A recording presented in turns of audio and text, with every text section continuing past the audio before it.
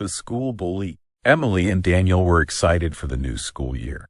They had their backpacks filled with fresh notebooks, colorful pencils, and lunchboxes packed with their favorite snacks. But as they walked into their classroom, they noticed something that made their excitement fade. A boy named Jake was standing near the cubbies, pushing another student's backpack onto the floor.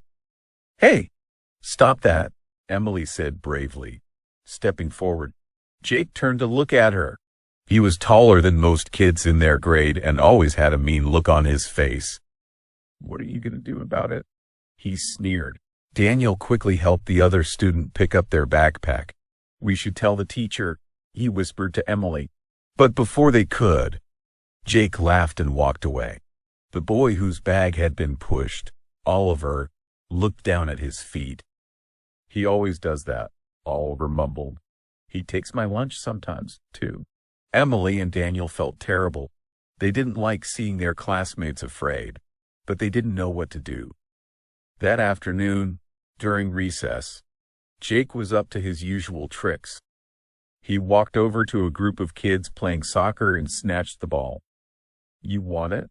Come and get it," he teased, holding it high above his head. Daniel frowned. Why does he do this?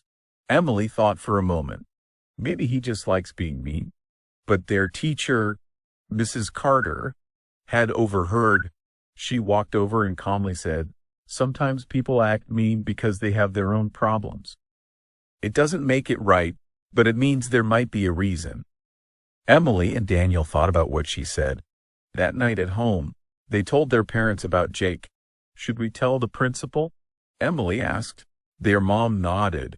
"It's important to speak up when someone is hurting others. But maybe you can also try to understand him."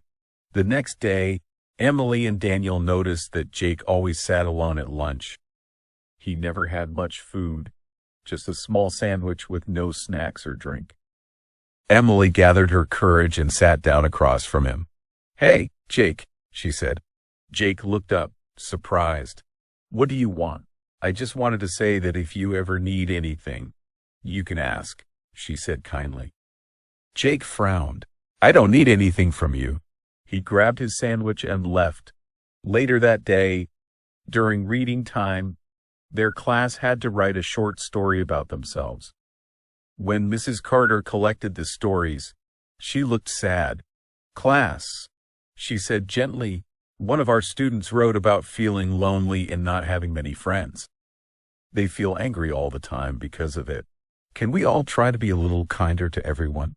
Emily and Daniel exchanged a glance. They knew exactly who wrote that. After school, they saw Jake walking home alone. Emily and Daniel hurried to catch up. "Hey, Jake," Daniel said. "Want to walk with us?" Jake shrugged. "I guess." As they walked, Emily asked, "Do you want to come over sometime? We have a soccer ball, and we could play."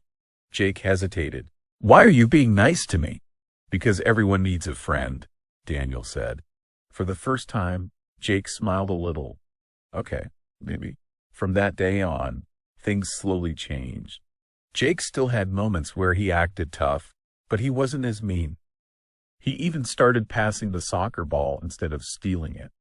And one day, when another kid dropped their books, Jake helped pick them up. Emily and Daniel learned something important. Sometimes bullies act out because they feel alone. While it's always okay to stand up to a bully, kindness can be a powerful way to make things better. Thanks for watching. Please like, share, and subscribe.